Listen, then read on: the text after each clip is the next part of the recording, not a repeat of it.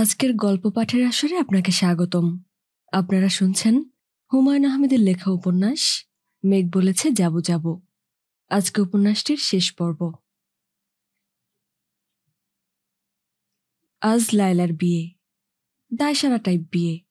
বর কয়েকজন বন্ধুবান্ধব নিয়ে আসবে, কয়েকজন আত্মীয় স্বজন থাকবে, কাজী সঙ্গে করে নিয়ে আসবে।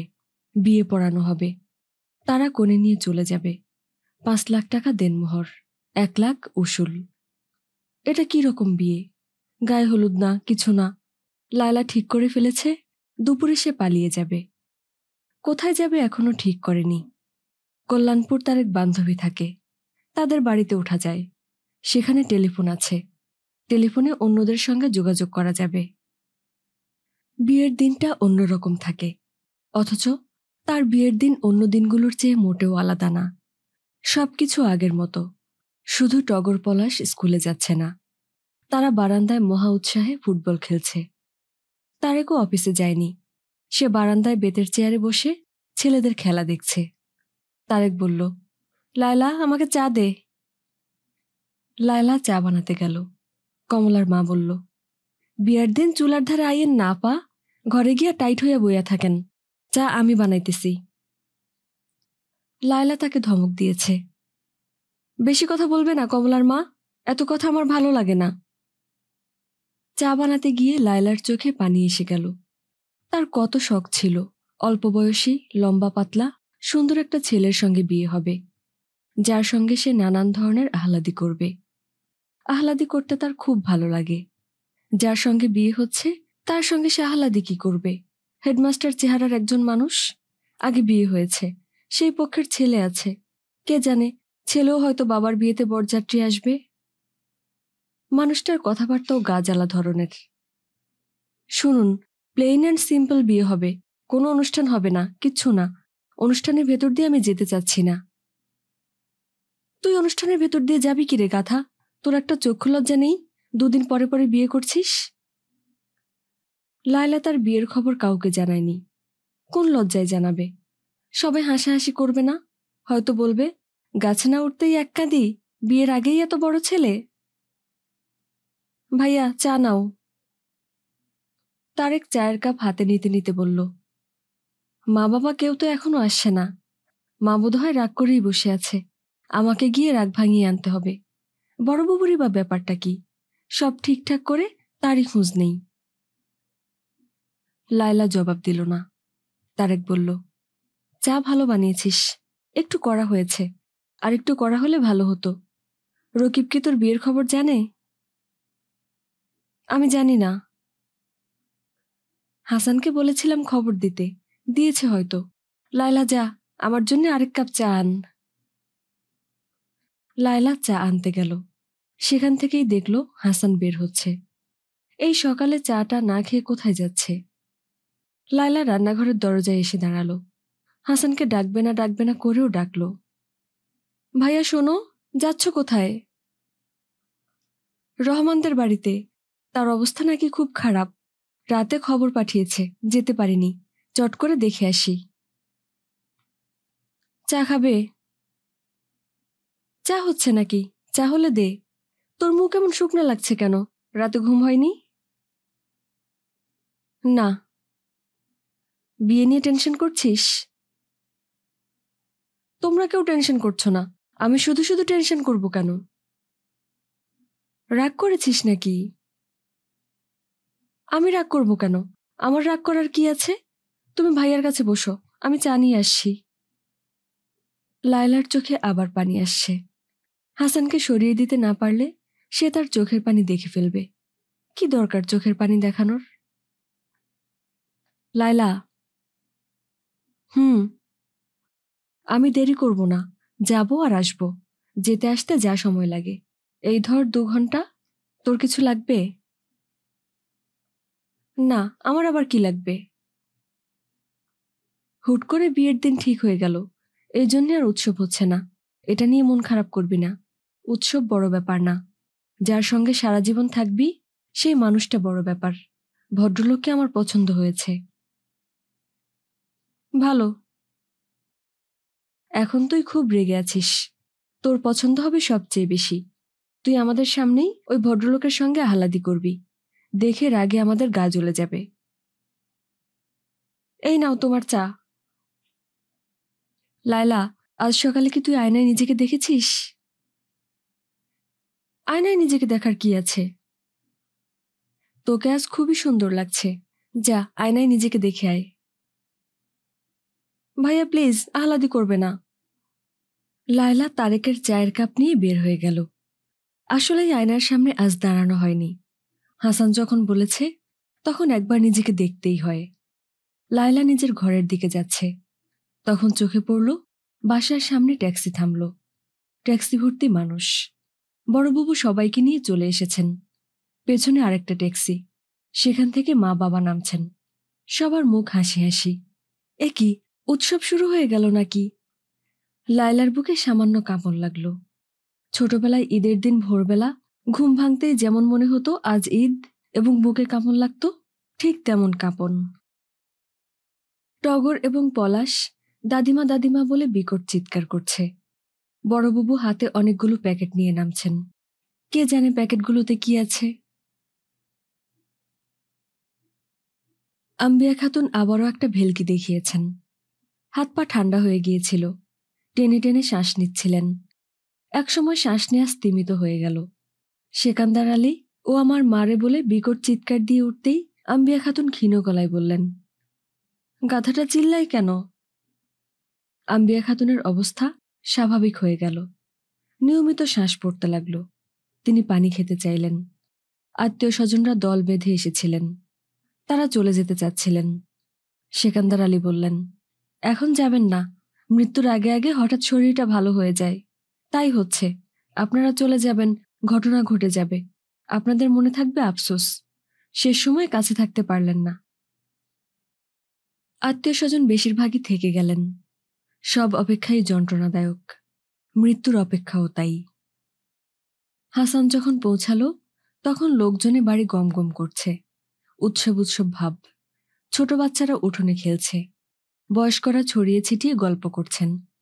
ট্রে ভর্তি চা এসেছে, চা নেয়া হচ্ছে। সবার মধ্যে ঢিলে ঢালা ভাব। শুধু সেকান্দর আলী বিরস মুখে বসে আছেন। রাত্রি জাগরণের কারণে তার শরীর খারাপ করেছে। সামান্য হাঁপানির টানও উঠেছে। বিছানায় শুয়ে ঘুমিয়ে থাকলে হতো, সেটা ভালো দেখায় না। মার এখন তখন অবস্থা, আর পুত্র এসি ঘরে শুয়ে ঘুমাচ্ছে। তার যেসব আত্মীয় স্বজন একটু পরপর তাকে বলছে, সেকান্দর তুমি যাও, শুয়ে একটু রেস্ট নাও, তোমার দিকে তাকানো যাচ্ছে না, তারাই তখন নানান কথা ছড়াবে। দরকার কি?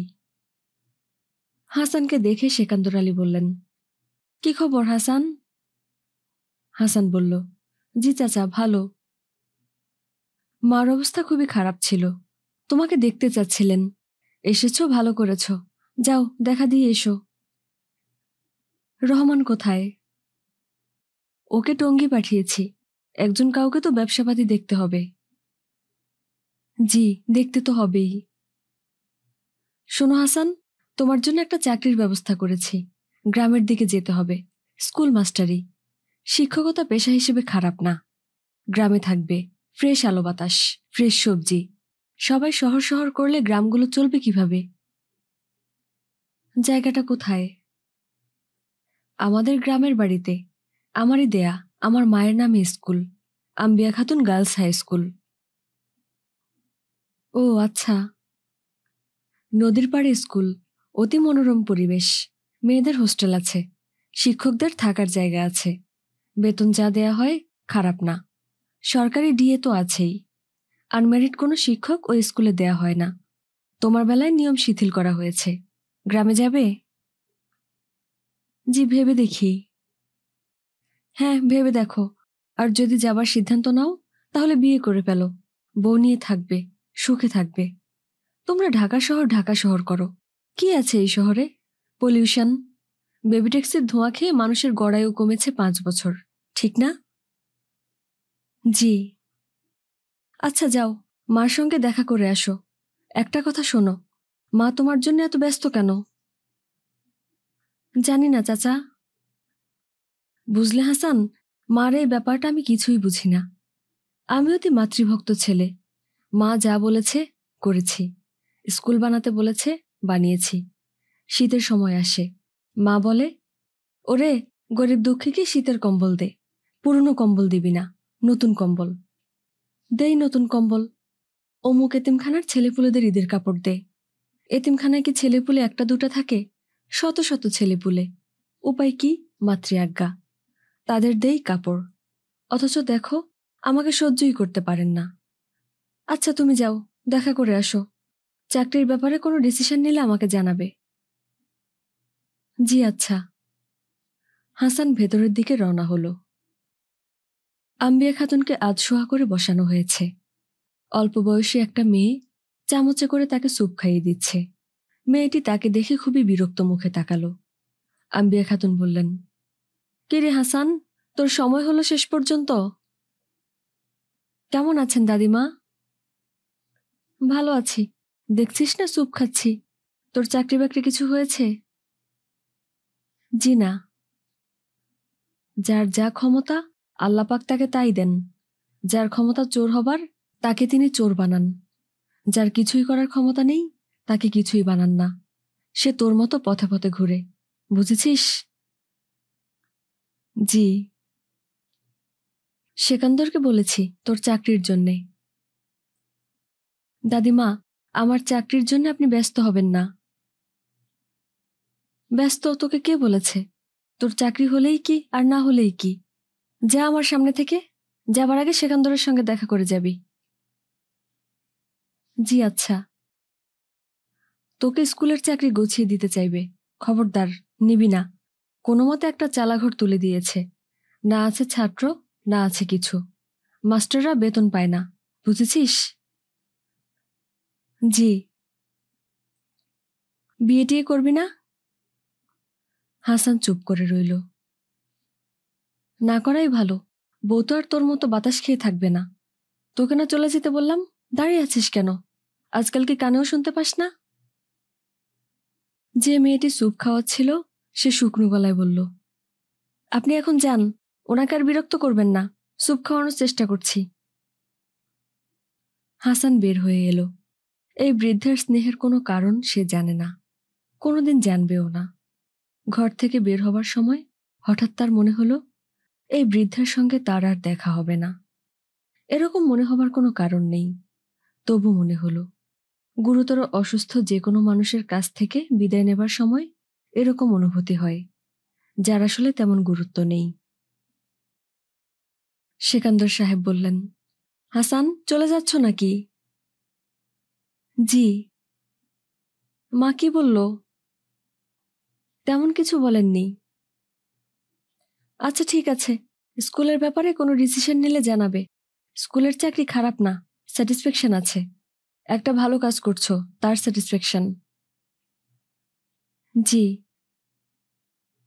সন্ধ্যার দিকে সময় পেলে একবার এসো। মার জন্য খতমের শেফা পড়াচ্ছি। বাদ মাগরিব দোয়া হবে। চাচা, বাসায় একটা কাজ আছে। কাজ থাকলে আসার দরকার নেই। সেকান্দার আলী বিমর্ষ মুখে সিগারেট ধরালেন। সিগারেটে তিনি কোনো স্বাদ পাচ্ছেন না। লায়লার বিয়ে হয়ে গেল। তার মন খারাপ ভাবটা বিয়ের পর পুরোপুরি কেটে গেল। যতটা দায়সারা বিয়ে হবে বলে সে ভেবেছিল, দেখা গেল বিয়েটা সেরকম দায়সারা হয়নি। ওরা বিয়ের শাড়ি এনেছে 3টা, একটার চেয়ে আরেকটা সুন্দর। এর মধ্যে একটা নীল শাড়ি দেখে লায়লা মোহিত হয়ে গেল। সে ফিসফিস করে বলল, ভাবি, নীল শাড়িটা কেমন লাগছে? বিয়ে উপলক্ষে রিনা এসেছে। সে বেশ স্বাভাবিকভাবেই আছে। টগর পলাশ মাকে দেখে বেশ স্বাভাবিকই আছে। তাদের মধ্যে বাড়তি কোনো আবেগ বা উত্তেজনা দেখা যাচ্ছে না। রিনা বলল, শাড়িটা তো খুবই সুন্দর। এখন বলো, শাড়ি কোনটা পরব? সবচেয়ে সুন্দরটাই পরো, নীলটা পরো। কিন্তু ভাবি, লাল শাড়ি ছাড়া বিয়ে কেমন কেমন জানি লাগছে। তাহলে থাক, লালটাই পরো। বিয়ে পড়ানো হোক, তারপর বদলে নীলটা পরলেই হবে।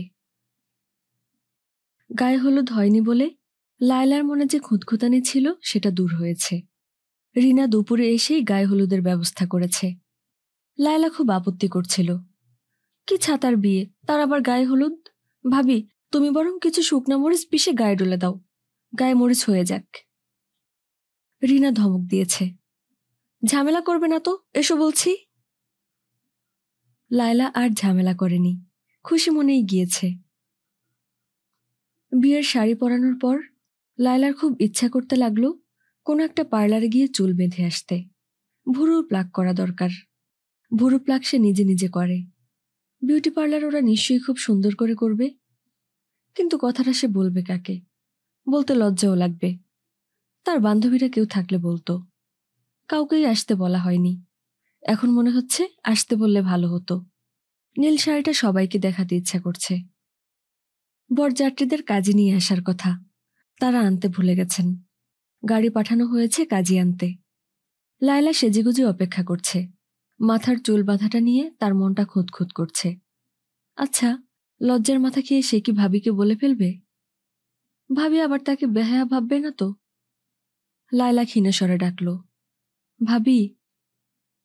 রিনা বলল, কি ব্যাপার বলো। লায়লা, তোমাকে কিন্তু খুবই সুন্দর লাগছে। আয়নায় দেখেছো নিজেকে? চুল বাঁধাটা মনে হয় ঠিক হয়নি ভাবি, কেমন ফুলে ফুলে আছে।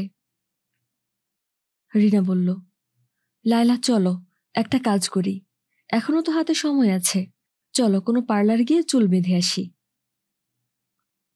যাব কি করে ভাবি? বেবি ট্যাক্সি করে? বিয়ের শাড়ি পরে বেবি ট্যাক্সি করে যাওয়া বৃষ্টি দেখাবে না? বেবি ট্যাক্সি করে যাব কেন? তোমার বরের গাড়ি নিয়ে যাব। তোমার বরের গাড়ি তো তোমারই গাড়ি। দেখো ভাবি, তুমি যা ভালো বোঝো করো। কি ছাতার বিয়ে, এর জন্য আবার পার্লারে গিয়ে চুল বাঁধা? লায়লা, তোমার গয়নাগুলো দেখেছো? একটা নীল পাথরের সেটও আছে। তোমার নীল শাড়ির সঙ্গে খুব মানাবে। ওইসব তুমি দেখো ভাবি, আমার কিচ্ছু দেখতে ইচ্ছে করছে না। দেখতে ইচ্ছা করছে না বললেও লায়লা পাথরের সেটটা আগেই দেখেছে। উফ, এত সুন্দর! যার সঙ্গে বিয়ে হচ্ছে সেই মানুষটাকেও সে এক ফাঁকে দেখেছে। বাহ, পায়জামা পাঞ্জাবিতে খুব মানিয়েছে। আর আগে একবার দেখেছিল শার্ট প্যান্ট পরা, তখন এত ভালো লাগেনি। আশ্চর্যের ব্যাপার, লোকটার ছেলের জন্যও তার মায়া লাগছে। বাচ্চা একটা ছেলে, মার ভালোবাসা পাচ্ছে না। ছেলেটাকে সে অবশ্যই আদর করবে। সে বেচারা তো কোনো দোষ করেনি। তাকে এরা কোথায় একা একা রেখে এসেছে কে জানে। মনে করে নিয়ে এলেই হতো। লোকে কি বলবে? বলুক, লায়লা মানুষের কথার ধার ধারে না। লায়লার বান্ধবীরাও শেষ পর্যন্ত বিয়েতে এসে যুক্ত হলো। বিউটি পার্লার থেকে লায়লা তাদের টেলিফোন করে দিয়েছিল। দুজনের বাসায় টেলিফোন ছিল না। লায়লা চিঠি লিখে গাড়ি পাঠিয়ে দিয়েছে। আশ্চর্য, এই গাড়িটা তাদের। ভাবতেও ভালো লাগছে। সে যখন ড্রাইভারকে ঠিকানা দিয়ে বলল, এ দুজনকে আমার চিঠিটা দিয়ে আনতে পারবেন? ড্রাইভার বলেছে, অবশ্যই পারবো ম্যাডাম। ড্রাইভারের মুখে ম্যাডাম শব্দটা শুনতে এত ভালো লাগলো। বরকনে চলে যাবার পর মনোয়ারা রিনাকে তার ঘরে ডেকে পাঠালেন। গম্ভীর গলায় বললেন, শোনো বৌমা, তুমি যে এসেছ আমি খুব খুশি হয়েছি। আমি 10 রাকাত নফল নামাজ পড়ে তোমার জন্য দোয়া করেছি। মা, তুমি কি থাকবে না চলে যাবে? আমি চলে যাব মা, হাসানকে বলেছি, ও পৌঁছে দেবে। এক কাজ করলে কেমন হয় বৌমা? আমি তারেককে ডাকি, ও কানে ধরে তোমার সামনে 10 বার উঠবোস করুক। ছি মা, কি বলছেন এসব? ভুল বলছি না, ঠিকই বলছি। ও কানে ধরে উঠবোস করলে তোমার রাগটা একটু পড়বে। মা, এইসবের কোনো দরকার নেই। তারেক যে কাণ্ড করেছে, তারপরে তোমাকে আমি থাকতেও বলতে পারি না। বুড়ো মার একটা কথা তুমি রাখো, আজ রাতটা থাকো, কাল সকালে চলে যেও। একটা রাত থাকলে কি হবে? গাধাটার সঙ্গে কথা বলো, কথা বলে তোমার যদি মন গলে। আচ্ছা ঠিক আছে মা, আজ রাতটা থেকে যাচ্ছি। একটু বসো আমার সামনে, তোমার সঙ্গে গল্প করি।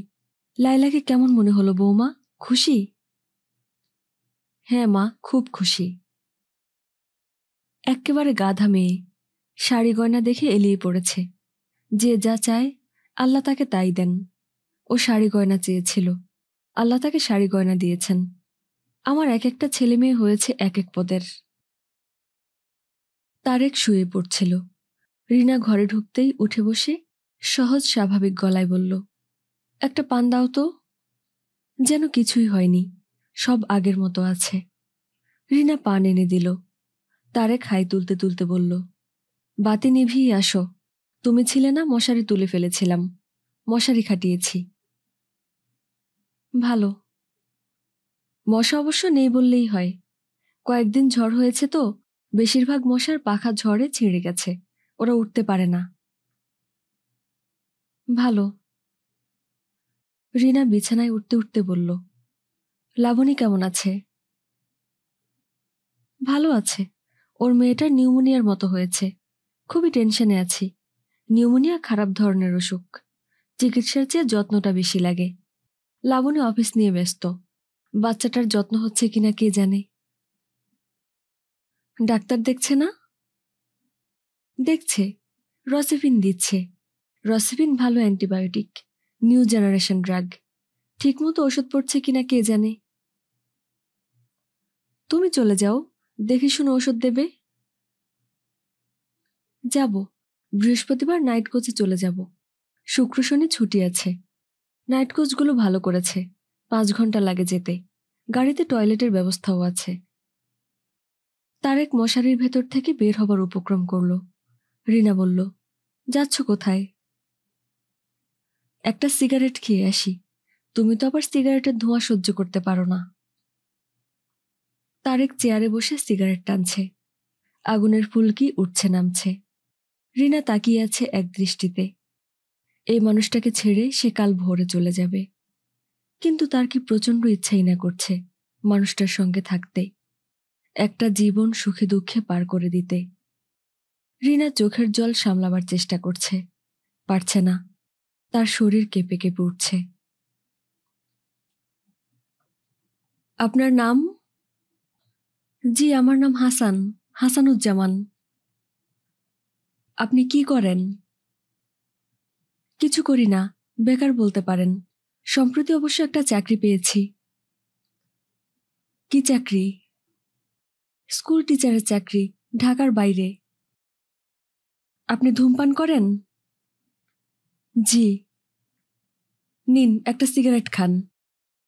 ওসি সাহেব সিগারেটের প্যাকেট বাড়িয়ে দিলেন। হাসান সিগারেট নিল। তার অস্বস্তি বাড়ছে। তাকে থানায় ডেকে আনার কারণ স্পষ্ট হচ্ছে না। তারাও ভেঙে কিছু বলছেন না। ওসি সাহেবকে বেশ ভদ্র বলেই মনে হচ্ছে। পুলিশের চাকরি না করে এই ভদ্রলোক কোনো কলেজে শিক্ষকতাও করতে পারতেন। খাকি পোশাকে তাকে মানাচ্ছে না। চা খাবেন? জি না। আমাকে কেন ডেকেছেন দয়া করে বলবেন? আপনার ছোট ভাই আছে না, রকিব? জি। তার সঙ্গে কি আপনাদের যোগাযোগ নেই? যোগাযোগ থাকবে না কেন, আছে তো। মাঝখানে বেশ কিছুদিনের জন্য ইন্ডিয়া গিয়েছিল। শেষ কবে তার সঙ্গে দেখা হয়েছে?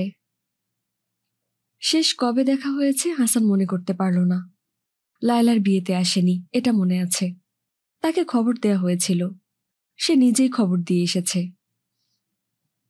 দিন তারিখ বলতে হবে না, মোটামুটি একটা সময় বললেই হবে।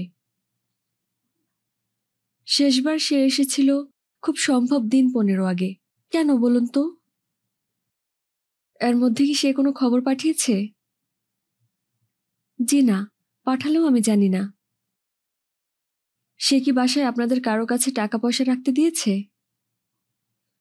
জি না। এমন কি হতে পারে যে কারো কাছে রাখতে দিয়েছে, আপনি তা জানেন না? ব্যাপারটা গোপনে ঘটেছে? আমি আসলে কিছু বুঝতে পারছি না। এই প্রশ্নগুলো আপনি কেন করছেন? জানতে পারলে আমার উত্তর দিতে সুবিধা হতো। চা দিতে বলি, 1 কাপ চা খান। চা খেতে খেতে কথা বলি, দিতে বলবো? বলুন। ওসি সাহেব চা দিতে বললেন। হাসান খুবই দুশ্চিন্তায় পড়ে গেল। রকিব কি কোনো ঝামেলায় পড়েছে? ঝামেলাটা কোন ধরনের? বড় ধরনের ঝামেলায় জড়িয়ে পড়ার কোনোই কারণ নেই। রকিব রকচটা, কিন্তু ভালো ছেলে। চা নিন হাসান সাহেব। হাসান চা নিল। ওসি সাহেব বললেন, আমি বেশ কিছুদিন আগে একজন এসআইকে পাঠিয়েছিলাম। ও আপনার বাবার সঙ্গে রকিব সম্পর্কে কথা বলেছিল। এক ধরনের সাবধানবাণী বলতে পারেন। উনি কি ব্যাপারটা নিয়ে আপনাদের সঙ্গে ডিসকাস করেননি? আমাকে কিছু বলেননি। মনে হয় অন্য কারো সঙ্গেও বলেননি। বাবা কথাবার্তা বিশেষ বলেন না। সমস্যার কথা একেবারেই বলেন না। আপনার ছোট ভাই রকিব বাজে ধরনের সমস্যায় জড়িত ছিল। তার মধ্যে একটা হচ্ছে মানি এক্সটর্শন। কি বললেন? বিত্তবান লোকজন আটকে রেখে টাকা চেয়ে পাঠানো। কি বলছেন এসব? তার বিরুদ্ধে একটা হত্যা মামলাও আছে। আপনাদের নিশ্চয়ই কোথাও ভুল হচ্ছে। জি না, ভুল হচ্ছে না। আমার মনে হয় শত্রুতাবশত তার সম্পর্কে এই জাতীয় কথা বলা হচ্ছে। সে ছাত্র রাজনীতি করে। তাকে বিপদে ফেলার জন্য এইসব হয়তো ছড়াচ্ছে। সে খুবই ভালো ছেলে, পড়াশোনায় ভালো। চিকেন পক্স নিয়ে এসএসসি পরীক্ষা দিয়েছিল। তারপরেও 4টা লেটার নিয়ে এসএসসি পাশ করেছিল। বুঝলেন হাসান সাহেব, দেশের পরিবেশ এখন এমন, রাতারাতি একজন ভালো মানুষ নষ্ট মানুষ হয়ে যায়। নষ্ট হবার একটা সীমা থাকে। সীমার নিচে নষ্ট হওয়া সম্ভব না। আপনি কি করে বললেন রকিব হত্যা মামলার আসামি? আপনার চা কি শেষ হয়েছে? জি। চলুন আমার সঙ্গে। কোথায় যাব? আপনি একটা ডেড বডি আইডেন্টিফাই করবেন। হাসান হতভম্ব দৃষ্টিতে তাকালো। খাকি পোশাক পরা এই মানুষটা এসব কি বলছে? সে ডেড বডি আইডেন্টিফাই করবে কেন? কার ডেড বডি? হাসান সাহেব। জি। বস্তায় ভরে পুকুরে ফেলে দেয়া ডেড বডি। চেনার অবস্থা না। পচে গলে গিয়েছে। নিকট আত্মীয় স্বজনরা মাথার চুল দেখে, জামা কাপড় দেখে হয়তো আইডেন্টিফাই করতে পারবেন। এজন্যই আপনাকে আনা। আপনার কি করে ধারণা হলো এটা আমার ভাইয়ের ডেড বডি? আপনার ভাইয়ের একজন সহযোগীকে আমরা গ্রেপ্তার করেছি। তার স্বীকারোক্তি থেকে জেনেছি। সে বলেছে রকিবকে ছুরি দিয়ে জবাই করা হয়। তারপর ডেড বডি ইট সহ বস্তায় ভরে পানিতে ফেলে দেয়া হয়। হাসানের মনে হলো খাকি পোশাক পরা এই মানুষটা আসলে মানুষ না, পিশাচ। এর হৃদয় বলে কিছু নেই। সে নির্বিকারভাবে কিভাবে কথাগুলো বলছে? তার মন বলে কিছু নেই? তার কি বাসায় ভাই বোন নেই, ছেলে মেয়ে নেই? সে কি স্ত্রীর সঙ্গে বসে টিভিতে নাটক দেখে না? ঘন বর্ষায় কি তার বাড়িতে খিচুড়ি ইলিশ মাছ রান্না হয় না? হাসান সাহেব। জি। নিন, আরেকটা সিগারেট নিন। জি না, সিগারেট নেব না। তাহলে চলুন। কোথায় যাব? মেডিকেল কলেজে। ডেড বডি মেডিকেল কলেজের মর্গে রাখা হয়েছে। আপনি আইডেন্টিফাই করার পর সুরতহাল হবে। যদিও সুরতহাল অর্থহীন, তবুও নিয়ম রক্ষার জন্য করতে হবে। আপনি যে ডেড বডি আমাকে দেখাতে যাচ্ছেন সেটা আমার ভাইয়ের ডেড বডি না। আপনারা মস্ত বড় ভুল করছেন। ভুল হতেও পারে। ভুল হচ্ছে কিনা তা জানার জন্যই আপনাকে নিয়ে যাওয়া। লাশের পাশে একজন ডোম দাঁড়িয়ে। তার নাক গামছা দিয়ে বাঁধা। তার হাতে একটা লাঠি। সে লাঠি দিয়ে উল্টে পাল্টে দেখাচ্ছে। ওসি সাহেব বললেন, দেখলেন? হাসান জবাব দিল না। দাঁতগুলো দেখুন। উপরের পাটির প্রথম দাঁতটা ভাঙা। হাতের রিস্টওয়াচটা দেখুন। হাসান বলল, এটা আমার ভাইয়ের ডেড বডি না। ও আচ্ছা, ঠিক আছে, চলুন যাই। ঘর থেকে বের হয়েই হাসান বলল, আমার মাথা ঘুরছে, শরীর কেমন যেন করছে। আমি বমি করব। বারান্দায় গিয়ে বমি করুন, কোনো অসুবিধা নেই। আমি পানি এনে দিচ্ছি। হাসান মুখ ভর্তি করে বমি করল। তার মনে হচ্ছে শরীরের ভেতরটা পুরোপুরি মুখ দিয়ে বের হয়ে যাবে। সে হয়ে যাবে উল্টো মানুষ। শরীরের বাইরের অংশ চলে যাবে ভেতরে, ভেতরের অংশ চলে আসবে বাইরে। হাসান সাহেব। জি। এখন কি একটু ভালো বোধ করছেন? জি। নিন, পানি দিয়ে মুখ ধুন। একটা পান খান। আমি কি চলে যেতে পারি? জি, পারেন। চলুন আমি আপনাকে একটা রিক্সা করে দেই। পুলিশের গাড়ি করে পাঠাতে পারতাম, সেটা ঠিক হবে না। প্রতিবেশীরা নানান কথা বলতে পারে। আপনাকে রিক্সা করে দিতে হবে না, ধন্যবাদ। ওসি সাহেব বললেন, কুৎসিত একটা দৃশ্য আপনাকে দেখিয়েছি, সামান্য ভদ্রতা আমাকে করতে দিন। ওসি সাহেব, জি, ডেড বডিটা আমার ছোট ভাইয়ের। আমি জানি। আমি কাউকে বলতে চাচ্ছি না, কাউকে না, বাবা মা কাউকে না। তাতে কোনো অসুবিধা আছে? না, অসুবিধা নেই। সবাই জানবে একটা ছেলে ছিল, হারিয়ে গেছে। কত মানুষ তো হারিয়ে যায়। তা যায়। আমার ভাইয়ের কি জানাজা হবে, কবর হবে? হ্যাঁ হবে, আপনি কাঁদবেন না। ওসি সাহেব, আপনার নামটা কি জানতে পারি? কাকতালীয় ব্যাপার হচ্ছে, আমার নামও রকিব। হাসান সাহেব, কাঁদবেন না প্লিজ। আর ভাই শুনুন, আই এম সরি। জ্বরে হাসানের গা পড়ে যাচ্ছে। বাড়িতে কেউ নেই। তারেক গিয়েছে চিটাগং। রিনা এসে টগর পলাশকে নিয়ে গেছে। লায়লা তার শ্বশুর বাড়িতে। হাসানের মা তার বড় মেয়ের বাড়িতে। শুধু হাসানের বাবা আশরাফুজ্জামান সাহেব আছেন। তবে এই মুহূর্তে তিনি বাড়িতে নেই। চায়ের স্টলে বসে আছেন। গরম গরম জিলাপি ভাজা হচ্ছে। তিনি জিলাপি খাচ্ছেন। রসে তার মুখ মাখামাখি। এত ভালো জিলাপি তিনি অনেকদিন পর খাচ্ছেন। মাখনের মতো মোলায়েম হয়েছে। মুখে দেয়া মাত্র গলে যাচ্ছে। কমলার মা গোঙানির শব্দ শুনে হাসানের দরজার সামনে এসে দাঁড়িয়েছে। সে ভীত গলায় ডাকল, ভাইজান। হাসান চোখ মেলল। তার চোখ টকটকে লাল। হাসান ভারী গলায় বলল, কে? কমলার মা কাঁপা কাঁপা গলায় বলল, ভাইজান, আমি। হাসান আবারও বলল, কে? ভাইজান, আমি কমলার মা। আপনার কি হয়েছে ভাইজান?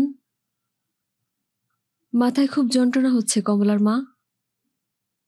খুব বেশি? হ্যাঁ, খুব বেশি। হাসান চোখ বন্ধ করে ফেলল। সে জেগে আছে, অথচ সেই বিশ্রী স্বপ্নটা আবার শুরু হয়েছে। একদল হাঁস হেঁটে যাচ্ছে। সে হাঁটছে হাঁসের সঙ্গে। হাঁসটা শামুক গুগলি জাতীয় খাবার খাচ্ছে। সেও খাচ্ছে।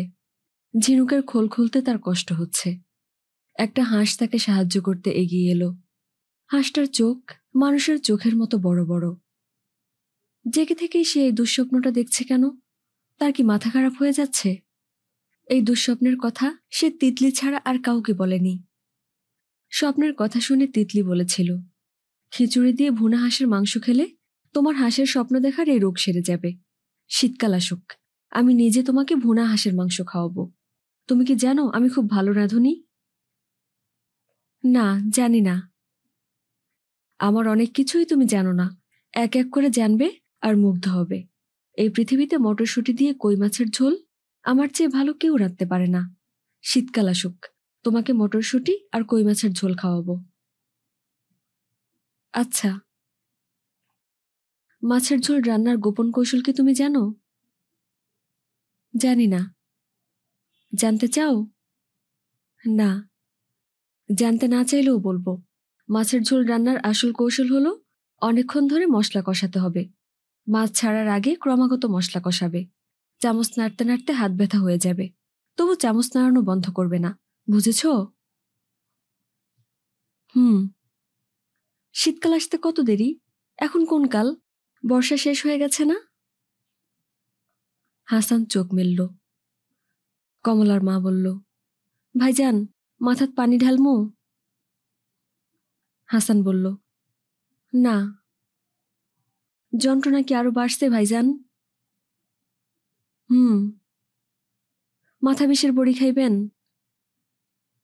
না, তুমি এখন যাও। হাসান চোখ বন্ধ করছে না। চোখ বন্ধ করলেই হাঁসের পাল চলে আসবে। চুরির শব্দ হচ্ছে। কে এসেছে চুরি পরে? তিতলি না তো। হাসান জানে কেউ নেই, তারপরেও বলল, কে? তিতলি? আশ্চর্য ব্যাপার, মাথার ভেতরে তিতলি কথা বলে উঠল। হুম। কেমন আছো তিতলি? ভালো। তোমাকে অনেক দিন থেকে মনে মনে খুঁজছি। কেন? ওই যে একটা গান করেছিলে বুড়িগঙ্গায়, ওই গানের লাইনগুলো কি? আমি তো গান করিনি। তিতলি শোনো। শুনছি, বলো। আমি খুব একটা অন্যায় করেছি, তোমাকে বলা হয়নি। বলো। নাদিয়া এত ভালো রেজাল্ট করেছে, ওকে কংগ্রেচুলেশনস জানানো হয়নি। আমি ওর জন্য একটা গিফট কিনে রেখেছিলাম, সেই গিফটটাও তাকে দেয়া হয়নি।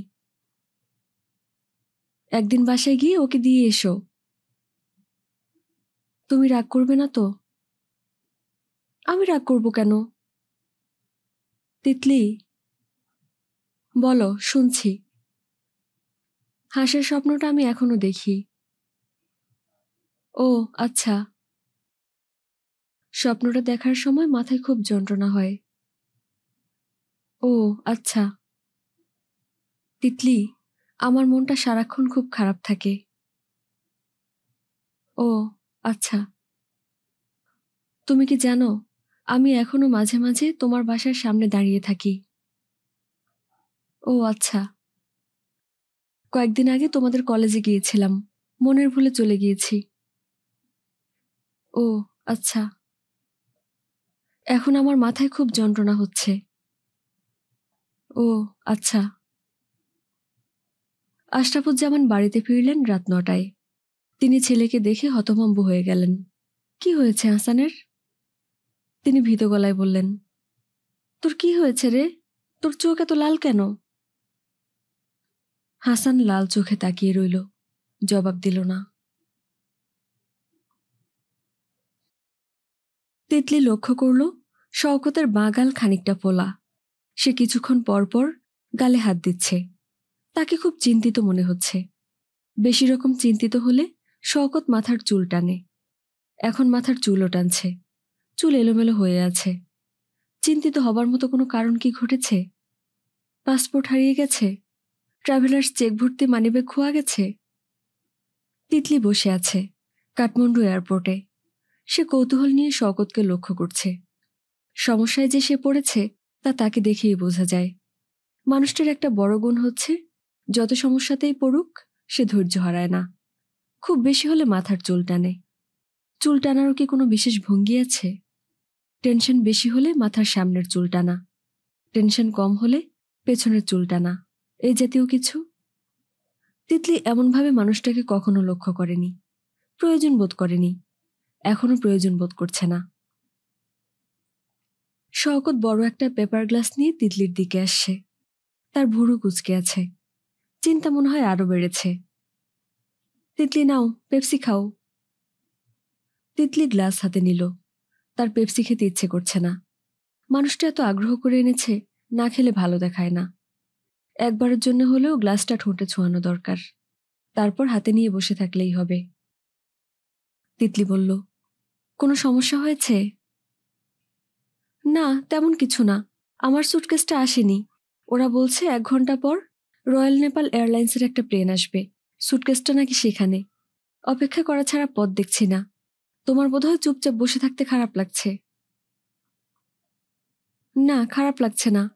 তোমার গাল ফোলা, কি হয়েছে? হঠাৎ করে দাঁত ব্যথা শুরু হয়েছে। বেশি? হ্যাঁ বেশি। হোটেলে গিয়ে পেইন কিলার টিলার খেতে হবে। আমার কাছে প্যারাসিটামল আছে। প্যারাসিটামলের স্টেজ পার হয়ে গেছে। তুমি বসো, আমি হোটেলের খোঁজ নেই। গল্পের বইটই কিছু এনেছ? বসে বসে পড়ো। গল্পের বই লাগবে না। শওকত চিন্তিত মুখে হোটেল ইনকোয়ারির দিকে যাচ্ছে। এয়ারপোর্ট থেকে তাকে নিয়ে যাওয়ার জন্যে বাংলাদেশ এম্বাসির এক ভদ্রলোকের আসার কথা। হোটেল বুকিং তারই করে রাখার কথা। তিনি আসেননি। এম্বাসিতে টেলিফোন করেও কাউকে পাওয়া যাচ্ছে না। ৪টা বাজে, অফিস আওয়ার্স শেষ। হোটেল রিজার্ভেশনের সমস্যা হয়তো হবে না। এখন ট্যুরিস্ট সিজন না। ভরা বর্ষায় কেউ নেপাল বেড়াতে আসে না। হোটেলের চেয়েও বেশি জরুরি একজন ডাক্তার খুঁজে পাওয়া। দাঁতের ব্যথা অসহনীয় হয়ে উঠেছে, মাথা দপদপ করছে। নেপাল এয়ারলাইন্সে সুটকেস না এলে ভালো সমস্যা হবে। তার নিজের সব কাপড় ওই সুটকেসে। সুটকেস পাওয়া না গেলে রেডিমেড শার্ট প্যান্ট থেকে শুরু করে টুথপেস্ট, টুথব্রাশ সবই কিনতে হবে। নেপাল এয়ারলাইন্সের ফ্লাইট 2 ঘন্টা দেরি করে এলো। সেখানে সুটকেস নেই। শওকতের গাল আরও ফুলেছে। মনে হচ্ছে জ্বর এসে গেছে। বাইরে শুরু হয়েছে বৃষ্টি, মুষলধারে বৃষ্টি। পাহাড়ি অঞ্চল বলেই কি বৃষ্টির ফোঁটা এত বড়? অ্যাম্বাসির ভদ্রলোকের নাম সোবাহান। তিনি শেষ পর্যন্ত এসেছেন। ভদ্রলোক বিমানের টাইমিংয়ে গন্ডগোল করেছেন, তবে ভদ্রলোক করিতকর্মা। নগরকোটে হোটেল বুকিং নিয়ে রেখেছেন। কাঠমান্ডুতে নাকি দেখার কিছু নেই। ভদ্রলোকের মতে হিমালয়ের সঙ্গে প্রথম পরিচয় নগরকোটে হওয়া উচিত। ভদ্রলোক এয়ারপোর্ট থেকেই শওকতের সুটকেস খুঁজে বের করলেন। পরের দিন বাংলাদেশ বিমানের ফ্লাইটে সুটকেস আসবে, এটা নিশ্চিত করলেন। ডেন্টিস্টের সঙ্গেও অ্যাপয়েন্টমেন্ট করলেন। বিদেশের এম্বাসিতে যারা কাজ করেন তারা ঘুমানো এবং শপিং করা ছাড়া অন্য কিছুই পারেন না বলে যে ধারণা দেশে প্রচলিত, তা সম্ভবত সত্যি নয়। ভদ্রলোক শওকতকে শার্ট প্যান্ট কিনতে দিলেন না। গম্ভীর মুখে বললেন, কাল তো সুটকেস চলেই আসছে, শুধু শুধু ডলার খরচ করবেন কেন? একটা রাতেরই তো কারবার। ভাবির শাড়ি প্যাঁচ দিয়ে লুঙ্গির মতো পরে শুয়ে থাকবেন। দুপুরের মধ্যে আমি সুটকেস পৌঁছে দেব। পরদিন রওনা করবেন পোখরা। শওকত বলল, কোথায় যাব? পোখরা। সেখানে খুব সুন্দর 3টা হ্রদ আছে, ফিউয়া, বেগনাস এবং রূপা। লেকগুলোর উৎস হল অন্নপূর্ণা রেঞ্জের তুষার গলা পানি। ফিউয়া হ্রদের পাশে লেক ভিউ হোটেল। একটা রুম নিয়ে রেখেছি, এসি রুম, আপনাদের পছন্দ হবে। যাব কিভাবে? বাই রোডে যাবেন, ট্যাক্সি নিয়ে যাবেন, প্লেনেও যাওয়া যায়। 1 ওয়ে টিকিট $49। প্লেনে যাওয়া অর্থহীন। পোখরা যাবার দুপাশের দৃশ্য না দেখলে মানব জন্ম বৃথা। কাঠমান্ডুতে কিছু দেখার নেই? মন্দির ফন্দির আছে, চাইলে একদিন দেখিয়ে আনবো। ইউরোপ আমেরিকার ট্যুরিস্টরা ক্যামেরা হাতে নিয়ে খুব আগ্রহ করে পটাপট মন্দিরের ছবি তোলে। মন্দির দেখার জন্য নেপালে আসার দরকার কি? নেপালে এসেছেন হিমালয় দেখবেন, প্রাণ ভরে হিমালয় দেখুন। তবে তবে কি? বর্ষাকাল তো, হিমালয় দেখতে পারবেন কিনা সেটা হলো কথা। আকাশ পরিষ্কার না থাকলে কিচ্ছু দেখা যায় না। আপনাদের ভাগ্য ভালো হলে ইনশাল্লাহ দেখবেন। তারা নগরকোটে পৌঁছালো রাত 8টার দিকে। বৃষ্টি তখনও ঝরছে, মুষলধারে না হলেও ঝিরঝির করে পড়ছে। আঁকাবাঁকা পাহাড়ি রাস্তা, রাস্তায় আলো নেই। একপাশে গভীর গিরিখাদ। স্টিয়ারিংয়ের হাত শক্ত না হলে ভয়াবহ অ্যাক্সিডেন্ট ঘটবে। বৃষ্টি ভেজা রাস্তাও খুব পিছল। মাঝে মাঝেই গাড়ি ঝাঁকুনি খেয়ে থেমে যাচ্ছে। অল্প বয়সী ড্রাইভার জয় পশুপতিনাথজি বলে গাড়ি স্টার্ট দিচ্ছে। শওকত বলল, রাস্তা তো ভয়াবহ। তিতলি, তোমার ভয় লাগছে? তিতলি বলল, না। তাহলে তোমাকে সাহসী তরুণী টাইটেল দেয়া যায়। ভয়ের চোটে আমার দাঁত ব্যথা সাময়িকভাবে চলে গেছে। আমার ধারণা হোটেলে পৌঁছার পর ভয় কেটে যাবে, দাঁত ব্যথা আবার শুরু হবে। সেক্ষেত্রে হোটেলে না পৌঁছে পথে পথে ঘুরে বেড়ানো ভালো। শওকত শব্দ করে হাসল। তিতলির মনে হলো মানুষটার হাসি খুব সুন্দর। হাসান ভাইয়ের হাসিও সুন্দর, তবে হাসান ভাই এত শব্দ করে হাসত না। তিতলির অস্বস্তি লাগছে। তুলনামূলক চিন্তা সে কেন করছে? এর মধ্যে তুলনার কি আছে? বড় ধরনের ঝাঁকুনি খেয়ে গাড়ি থেমেছে। ড্রাইভার জয় জয় পশুপতিনাথজি বলে দুহাত একত্র করে স্টিয়ারিংকে নমস্কারের মতো করেছে। তিতলি ভীত গলায় বলল, কি হয়েছে? ড্রাইভার হাসি মুখে বলল, ভ্যানজি আগে আ। এত অন্ধকার কেন? নেপালি ড্রাইভার বাংলা বাক্য বুঝল, জবাব দিল ইংরেজিতে, নো ইলেকট্রিসিটি, পাওয়ার ফেইলিওর। অন্ধকারে এতক্ষণ চোখে পড়েনি, এখন দেখা যাচ্ছে। দক্ষিণে বিশাল দোতলা হোটেল, ভূতের বাড়ির মতো দাঁড়িয়ে আছে। ইলেকট্রিসিটি না থাকলে এত বড় হোটেলে চার্জ লাইট জ্বলবে, বাতি জ্বলবে, পুরোপুরি অন্ধকার থাকবে কেন? এত বড় টুরিস্ট স্পটে লোকজনও তো থাকার কথা। মনে হচ্ছে চারদিক খাঁ খাঁ করছে। বৃষ্টি সূচের মতো গায়ে বিচ্ছে। তিতলির শরীর কাঁপছে। এত ঠান্ডা বৃষ্টি এর আগে তার গায়ে পড়েনি। পাহাড়ে বৃষ্টি কি এত ঠান্ডা হয়? বৃষ্টির এই নমুনা জানলে রবীন্দ্রনাথ নিশ্চয়ই লিখতেন না, এসো করো স্নান নবধারা জলে।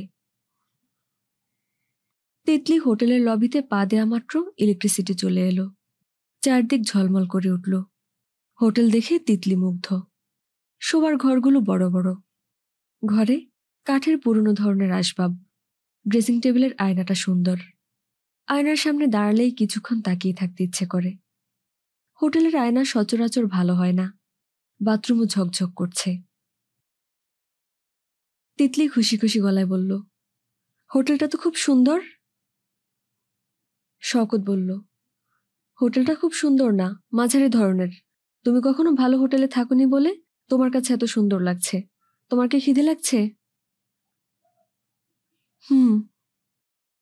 তাহলে তুমি এক কাজ করো, খেয়ে এসো। ডাইনিং হলে চলে যাও। রাত বেশি হলে ডিনার পাবে না।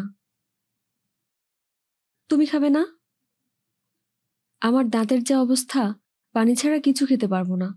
তাছাড়া খেতে ইচ্ছে করছে না, মনে হচ্ছে জ্বর আসছে। আমি চাদর মুড়ি দিয়ে শুয়ে থাকবো। আমি একা একা খেতে যাব? হ্যাঁ, যাবে। আমরা যে বিচিত্র জীবন শুরু করেছি, সেখানে দোকার ব্যাপার তো নেই, তাই না? এক কাজ করো, ভালো করে হাত মুখ ধুয়ে নাও, কিংবা গোসল করে ফ্রেশ হয়ে নাও, তারপর খেতে যাও। মেনু দেখে দেখে অর্ডার দেবে, সমস্যা কিছু নেই। পারবে না? পারবো। গুড। শওকত বিছানায় গা এলিয়ে দিল। শরীরটা বেশ খারাপ লাগছে। গা কেমন ঘিন ঘিন করছে। বাসি কাপড় ছাড়া হয়নি, ছাড়ার উপায়ও নেই। এক সেট কাপড় হলেও কেনা দরকার ছিল। গরম পানিতে গোসল সেরে হোটেলের গামছা গায়ে জড়িয়ে শুয়ে থাকলে হয়। ইচ্ছা করছে না। মনে হচ্ছে একজন তরুণীর সামনে ব্যাপারটা শোভন হবে না। এই তরুণী তার স্ত্রী, এটিও খুবই আশ্চর্যজনক ব্যাপার। ভিক্টোরিয়ান যুগের গল্প উপন্যাসে পরস্পরের সঙ্গে সম্পর্কবিহীন স্বামী স্ত্রী হয়তো থাকে, এ যুগে কি থাকে? তিতলি যা করছে তা এক ধরনের মানসিক অসুস্থতা থেকে করছে। আর সে নিজে যা করছে তাও কি অসুস্থতা নয়? অন্যের অসুখকে প্রশ্রয় দেওয়াও তো এক ধরনের অসুখ। সে যা ভেবেছিল তা হচ্ছে না। সময়ের সঙ্গে সঙ্গে তিতলি সহজ হচ্ছে না, বরং উল্টোটা হচ্ছে। অস্বাভাবিক সম্পর্কই এখন স্বাভাবিক মনে হচ্ছে। একসময় আরো স্বাভাবিক মনে হবে। ভুল হচ্ছে, মস্ত বড় ভুল। ভুলের ছোট্ট চারা রোপণ করা হয়েছিল। সময়ের সঙ্গে সঙ্গে সেই চারা ডালপালা মেলে মহীরুহ হয়ে গেছে। এই মহীরুহ এখন আর খুব সহজে টান দিয়ে উপড়ে ফেলা যাবে না। বড় করাত দিয়ে গাছটা কাটতে হবে। সেই করাত দুজনের করাত। করাতের এক মাথা থাকবে তার হাতে, অন্য মাথা থাকবে তিতলির হাতে। তিতলি কি সেই করাতের এক মাথা ধরবে? মনে হয় না। শওকতের জ্বর বাড়ছে। মনে হচ্ছে অ্যান্টিবায়োটিকগুলো কাজ করছে না। ঠান্ডাও বোধহয় লেগেছে। বুকের ভেতর ঘর ঘর শব্দ হচ্ছে। সামান্য কাশি। নিউমোনিয়া না তো? বড় ধরনের অসুখ বাঁধিয়ে ফেললে তিতলি সমস্যায় পড়বে। বিদেশে অসুস্থ মানুষ মানে নানান যন্ত্রণা। তিতলি নামের এই মেয়েটিকে এ জাতীয় যন্ত্রণায় ফেলার কোনো অর্থ হয় না। মেয়েটা কে? কেউ না। খুব রূপবতী একটা মেয়ে, যে বাস করছে ভয়ঙ্কর এক ঘোরের জগতে। ঘোর কাটছে না, সম্ভবত কাটবেও না। তিতলি। হুম। ঠান্ডা এক গ্লাস পানি দিতে বলো, পানি খাবো। কাকে বলবো? রুম সার্ভিসকে বলতে হবে। আচ্ছা, টেলিফোনটা আমার কাছে দাও, আমিই বলছি। তোমার জ্বর কি বেড়েছে? তাই মনে হচ্ছে। মাথায় পানি ঢালতে হবে? না, তুমি বসে আছো কেন? খেতে যাও। তিতলি চলে গেল। শওকত ভেবেছিল তিতলি গায়ে হাত দিয়ে জ্বর দেখবে। এই ভদ্রতা সাধারণ ভদ্রতা। তিতলির কাছ থেকে এই সামান্য ভদ্রতাটুকু কি আশা করা যায় না? নতুন জায়গায় তিতলির ঘুম হয় না। নগরকোটের হোটেলে তার খুব ভালো ঘুম হলো। দীর্ঘ ঘুম, এবং খুব আরামের ঘুম। ঘুম ভাঙল খুব ভোরে। হোটেলের ভেতরে তখনও অন্ধকার।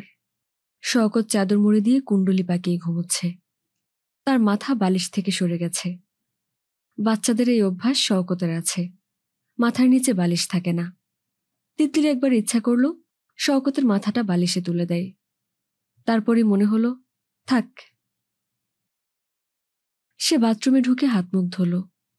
কলটা ছাড়ল খুব সাবধানে। অসুস্থ মানুষ, ঘুম যেন না ভাঙে।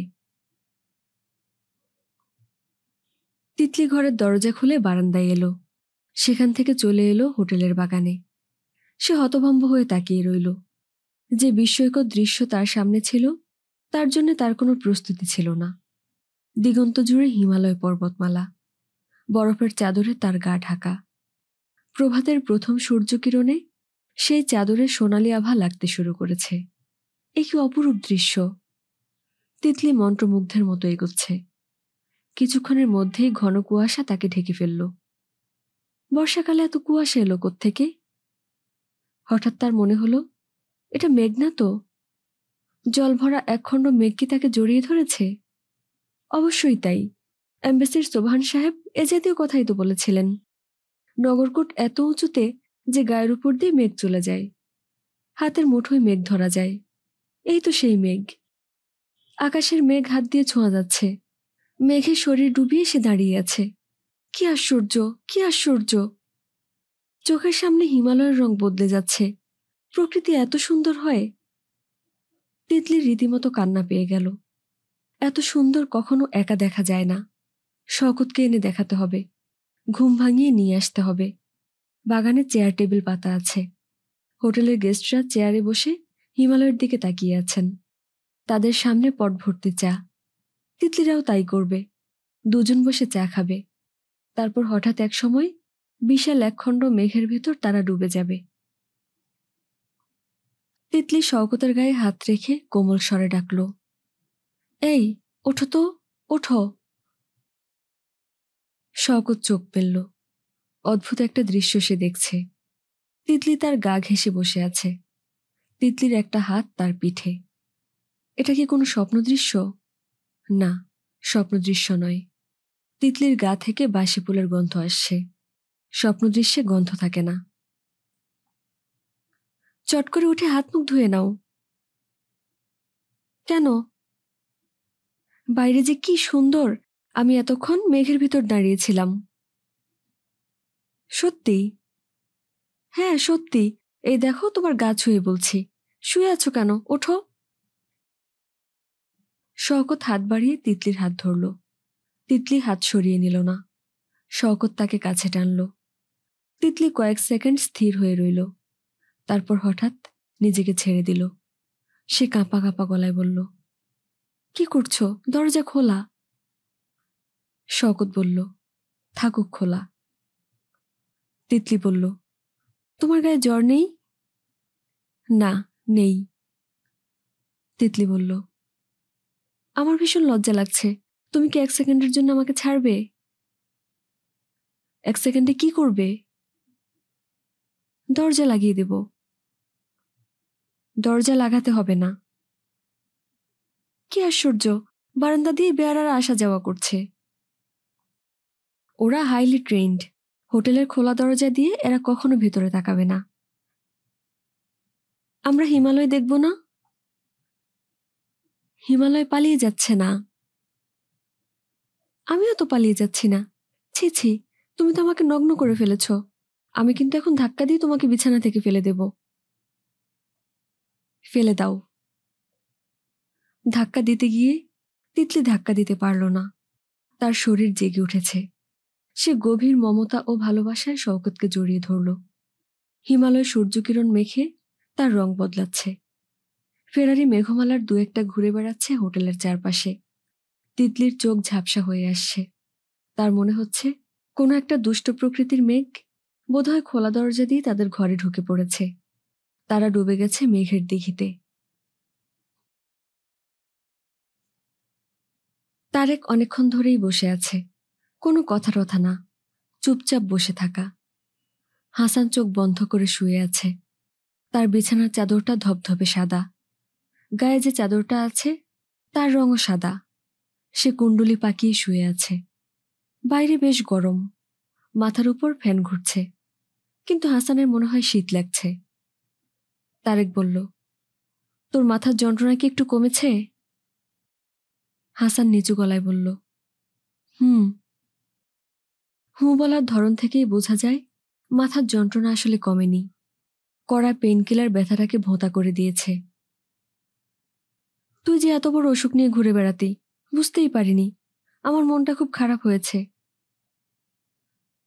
অসুখ বিসুখ তো পৃথিবীতে আছেই ভাইয়া।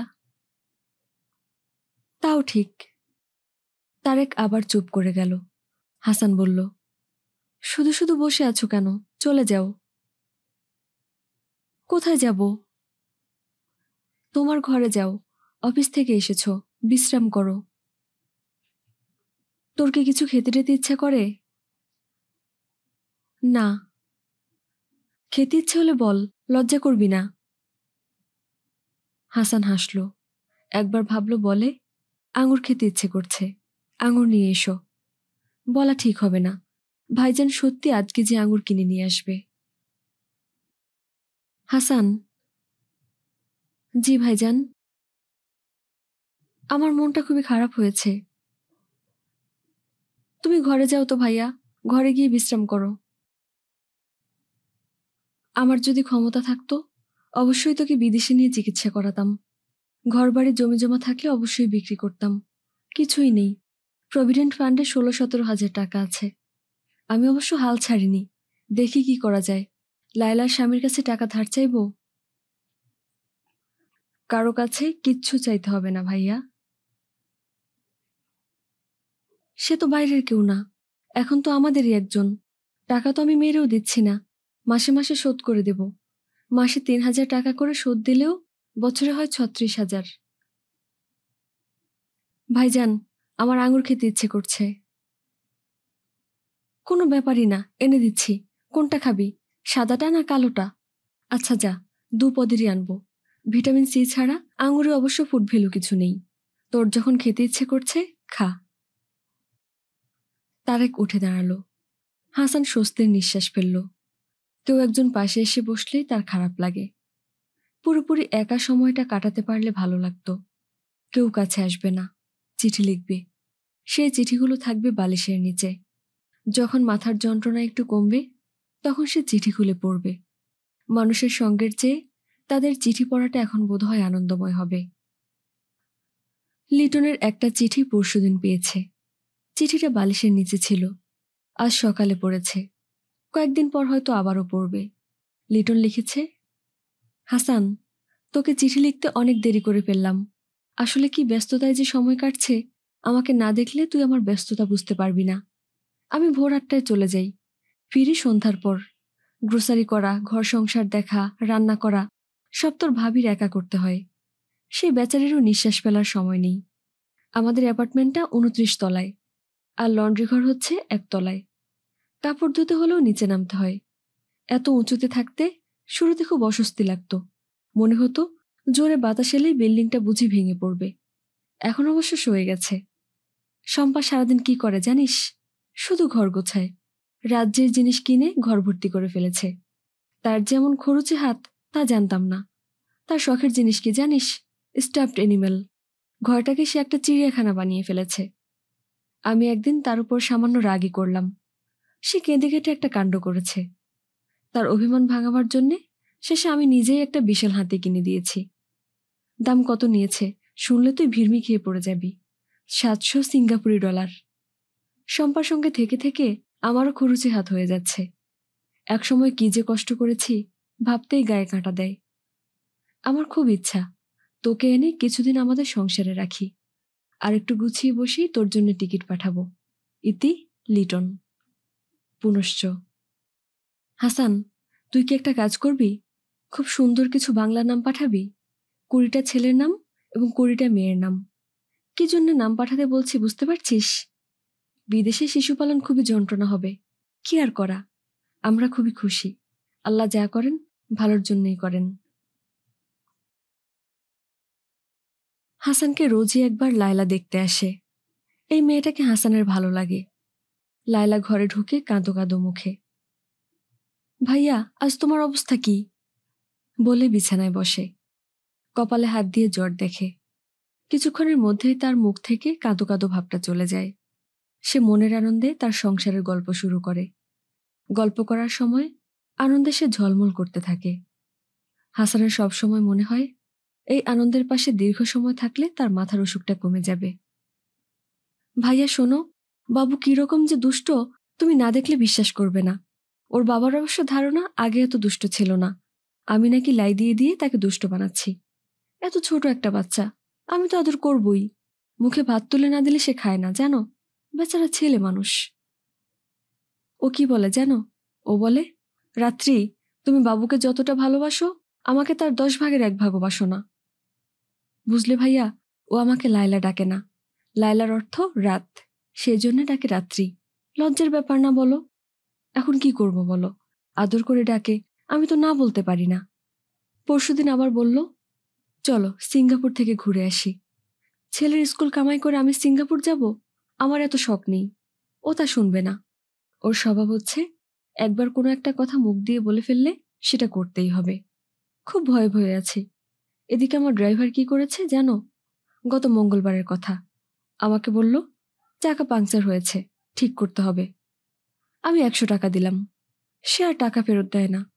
বৃহস্পতিবারে তাকে ডেকে বললাম, চাকা পাংচার সারাই করতে 20 টাকা লাগে, বাকি 80 টাকা কোথায়? সে বলল, ম্যাডাম পকেটমার হয়ে গেছে। ওই 80 টাকা তো গেছেই, আমার নিজেরও 200 টাকা গেছে। এখন সে অ্যাডভান্স বেতন চায়। আমার অবস্থা দেখেছো ভাইয়া? তোর তো কঠিন অবস্থা।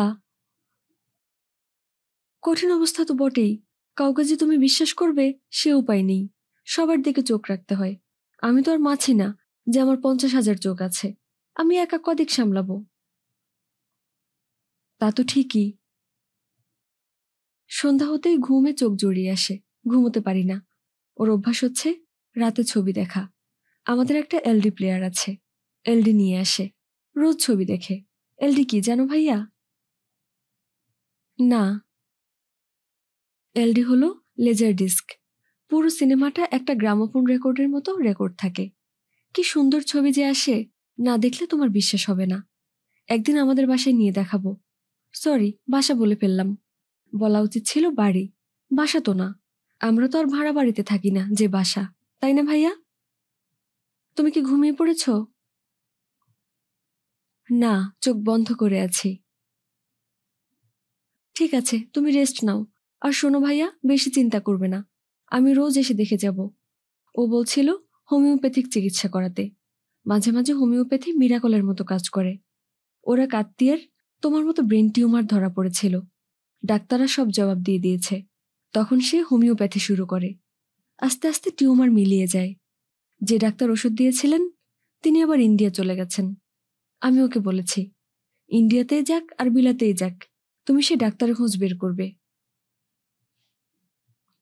দেখ খুঁজে। ভাইয়া আজ যাই? আচ্ছা। হাসানের অসুখের খবর সে কাউকে দেয়নি। তারপরেও কেমন করে জানি সবাই জেনে গেছে। প্রতিদিনই কেউ না কেউ উপস্থিত হচ্ছে। হাসানকে বিস্মিত করে একদিন সুমি এসে উপস্থিত। তার গায়ে ধবধবে সাদা ফ্রক, হাতে অনেকগুলো গোলাপ। কি সুন্দরী না মেয়েটা হয়েছে, মুগ্ধ চোখে তাকিয়ে থাকতে ইচ্ছে করে। স্যার কেমন আছেন? ভালো। আপনাকে দেখতে এসেছি। Thank you. খবর পেলে কোথায়? সুমি মুখ টিপে হেসেছে। খবর কোথায় পেয়েছে সে বলবে না। এত বড় অসুখ কি করে বাঁধালেন? বুঝতে পারছি না সুমি। অসুখের কথা থাক, তুমি কেমন আছো বলো। ভালো আছি। তুমি তো অনেক বড় হয়ে গেছো। হুম। তোমার যে ইএসপি ক্ষমতা ছিল এখনো কি আছে? ভবিষ্যৎ বলতে পারতে, এখনো কি পারো? হুম। আচ্ছা বলো দেখি, আমি আর কতদিন বাঁচবো? সুমি হাতের ফুলগুলো নাড়াচাড়া করছে, কিছু বলছে না, কিন্তু তার মুখ বিষণ্ণ নয়। স্যার, আপনার জন্য একটা মজার জিনিস এনেছি। মজার জিনিসটা কি? এক ধরনের ক্যান্ডি, মুখে দিয়ে রাখবেন, একসময় মুখের ভেতর পটপট শব্দ হতে থাকবে। সে কি? হ্যাঁ, বাবা বাইরে থেকে নিয়ে এসেছেন, মুখে দিয়ে দেখুন। হাসান ক্যান্ডি মুখে দিয়েছে। একসময় মুখের ভেতর সত্যি সত্যি পটপট শব্দ হওয়া শুরু করলো। হাসান থু করে ক্যান্ডি ফেলে দিল। সুমি হাসছে খিলখিল করে। হাসান মুগ্ধ হয়ে হাসির শব্দ শুনছে। শীতের মাঝামাঝি সময় হাসানের অবস্থা খুব খারাপ হলো। তাকে ভর্তি করা হলো হাসপাতালে। হাসপাতালটাই হয়ে গেল তার ঘরবাড়ি। কেবিনের স্যাঁতসেঁতে ঘর, বিবর্ণ দেয়াল, ফেনাইলের গন্ধমাখা মেঝেতে তার জীবন আটকে গেল। মানুষের সঙ্গ তার অসহ্য বোধ হতে শুরু করল। কেবিনের জানালা খুলে আকাশ দেখতে তার ভালো লাগে না। তার ভালো লাগে কুণ্ডলি পাকিয়ে নিজেকে ছোট্ট করে শুয়ে থাকতে, নিজের মনে কথা বলতে। ঘন্টার পর ঘন্টা সে নিজের মনে কথা বলে। এক এক সময় এক একজন এসে তার মাথায় উপস্থিত হয়। একদিন যেমন এলেন আম্বিয়া খাতুন। কি রে হাসান, আমার মৃত্যু সংবাদ শুনেও তুই দেখতে এলি না? তুই এত বড় পাষণ্ড! ছি ছি ছি। দাদিমা, আমি অসুখ হয়ে পড়ে আছি। অসুখ হবে না? রোদের মধ্যে টোটো করে ঘোর। নিয়ম নাই, শৃঙ্খলা নাই। অসুখ হয়েছে, ভালো হয়েছে। আপনি এমন রেগে আছেন কেন দাদিমা? জোয়ান ছেলে, অসুখ বাঁধিয়ে বিছানায় পড়ে আছিস, রাগ করব না? আমি খুবই রাগ করেছি। দরজা জানালা বন্ধ করে পড়ে আছিস কেন? মরার আগেই তুই দেখি ঘরটাকে কবর বানিয়ে ফেলেছিস। জানালা খোল। জানালা খুলতে ইচ্ছা করে না দাদিমা। ইচ্ছা না করলেও খুলতে হবে। দাঁড়া, আমি খুলে দিচ্ছি। আম্বিয়া খাতুন অনেক চেষ্টা করলেন, জানালা খুলতে পারলেন না। বৃদ্ধার প্রাণান্ত চেষ্টা দেখে হাসান নিজের মনে খুব হাসল। হাসান যতই হাসছে, বৃদ্ধা ততই রাগছেন। হাসানকে খুব অবাক করে দিয়ে হাসপাতালের কেবিনে উপস্থিত হলো চিত্রলেখা। তার উপস্থিতি কল্পনায় নয়, বাস্তবে। চিত্রলেখা আগের চেয়ে রোগা হয়েছে, গায়ের রঙও খানিক কমেছে, কিন্তু সে আরো সুন্দর হয়েছে। চিত্রলেখা হাসি মুখে বলল, আপনার অসুখের খবর আমি অনেক আগেই পেয়েছি, আসতে দেরি করলাম। এই প্রথম হাসান লক্ষ্য করল কেউ একজন হাসপাতালে তার সঙ্গে দেখা করতে এসে হেসে হেসে কথা বলছে, যেন হাসানের অসুস্থতা কোনো ব্যাপারই না। দাড়ি খুব গজিয়ে একাকার করে ফেলেছেন, শেভ করেন না কেন? রোজ করি না, দু একদিন পর পর করি। রোজ শেভ করবেন। সকালবেলা শেভ করে আয়নায় দেখে চুল আসছে, আয়নার দিকে তাকিয়ে বলবেন, হ্যালো ইয়াং ম্যান। আচ্ছা, বলবো। আপনি আমাকে দেখতে আসবেন আমি ভাবিনি।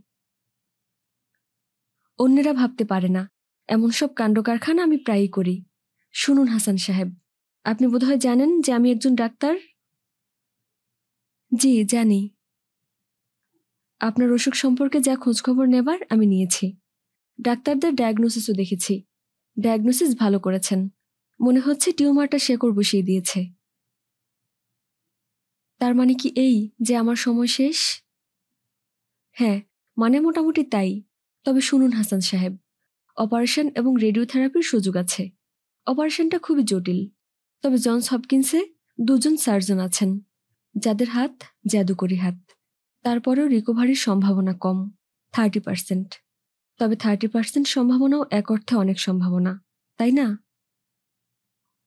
জি, আমি সেই সম্ভাবনাটা যাচাই করতে চাই।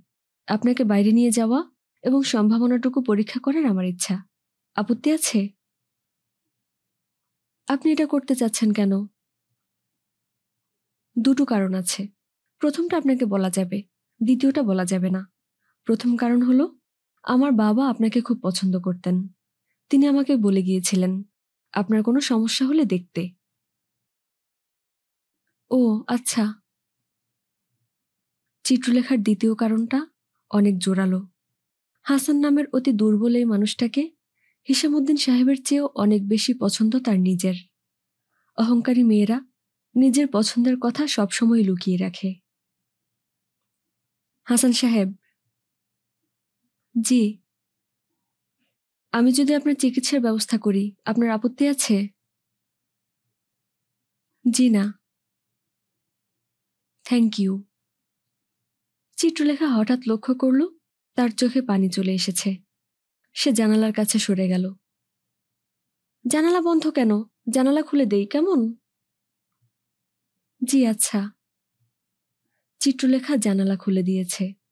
জানালা দিয়ে দেখা যাচ্ছে বিশাল একটা মেঘের স্তূপ ভেসে ভেসে আসছে। খুব সাবধানে চিত্রলেখা তার চোখ মুছল। তার কাছে মনে হলো মেঘের সঙ্গে মানুষের খুব মিল। মানুষ যেমন কাঁদে, মেঘও কাঁদে।